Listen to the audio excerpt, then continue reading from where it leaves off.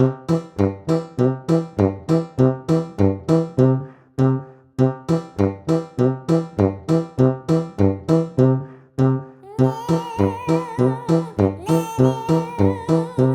ছিল রুমাল, এই হয়ে গেল বিড়াল। রুমাল হয়ে আপনি যখন পথে ফেউ ফেউ করে ঘুরে বেড়াচ্ছেন, ভোটে হয়ে গেলে তো ভাই সকলেরই ওই একই অবস্থা হয়,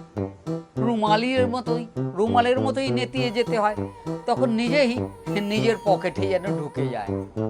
তা যাই হোক, এইরকম রুমাল হয়ে পথে পথে ঘুরে বেরিয়ে গভীর রাত হলে, সবাই যখন ঘুমিয়ে পড়েছে, কেউ আর দেখবে না, সেই সময় চুপটি করে বাড়িতে ঢুকে পড়লেন।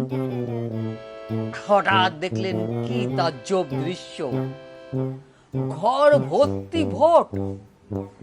হ্যাঁ, আর ওই ঘর ভর্তি ভোটের দৌলতেই এই হেরো প্রার্থী জিতে গেল। ব্যাস, হয়ে গেল বিধায়ক, কি সাংসদ, অথবা নিদিন পক্ষে কাউন্সিলর। ওই যার কাছে হেরেছিল সে তখন হেরো। ভাবছেন কিরকমটা হবে? আরে ধরুন ভোটে যাকে এর আগের প্রার্থীকে ভোট দিয়েছিলেন ভোটাররা, হঠাৎ করে তাদের মনে হলো, একে ভোট দেয়া তো ঠিক হবে না, আমি আমার ভোট তুলে নিচ্ছি, অন্য কাউকে ভোট দেব বলে ওই যে প্রার্থী হেরে গেছিল সেই ভোট তার ঘরে এনেই উপুর করে দিল। ভাবছেন এটা কি করে হবে? হয় লোকে ঘরের টাকা দিয়ে যেতে পারে, লাউ মূলো কুমড়ো দিয়ে যেতে পারে, ধার করা ল্যাপটপ ফেরত দিয়ে যেতে পারে, আর ভোট ফেরত দিয়ে যেতে পারে না। তা কি হয় কখনো? বিজ্ঞানের দৌলতে সবই হয়, সবই হচ্ছে, খবর নিয়ে দেখুন।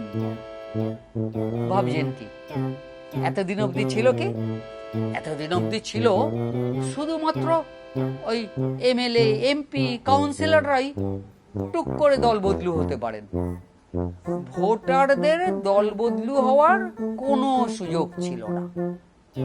আর সেই সুযোগেই তো একবার জিতে গেলে যা খুশি করা যেত। মানে ভোটের আগে ধরুন আপনি কাউকে প্রতিশ্রুতি দিয়েছিলেন তার বউয়ের গলায় গয়না গড়িয়ে দেবেন, কাউকে বলেছিলেন আমায় যদি ভোট দিস তাহলে BMW গাড়ি দেব, কাউকে বলেছিলেন তোর বাচ্চাটাকে পড়ুক বা না পড়ুক, পরীক্ষায় বসুক বা না বসুক, ডাক্তার করে দেব। তা কি হয়, ভোটে জিতলেই এত কাজ বেড়ে যায় যে ভোটের আগে দেওয়া সেই সব প্রতিশ্রুতি সবাই ভুলে যায়। তখন কোথায় বউয়ের গয়না গড়িয়ে দেওয়া, BMW দেওয়া, কি ডাক্তার করে দেওয়া, অথবা নিদিন পক্ষে একটা শিক্ষকের চাকরি জোগাড় করে দেওয়া, কিচ্ছুটি মনে থাকে না। এতদিন তো এইভাবেই চলছিল। এইবার বিষয়টা পাল্টে যেতে চলেছে। মানেটা কি? এই আজকেই হয়েছে, দেখুন না।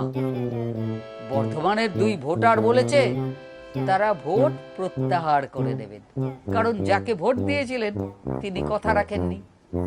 তা এরকমটি যদি সমস্ত ভোটাররাই বলতে থাকেন যে তুমি যা যা প্রতিশ্রুতি দিয়েছিলে, যা যা করবে বলেছিলে, কিছুই তো করোনি, কাজেই তোমার ভোট আমি ফেরত নিয়ে নিচ্ছি।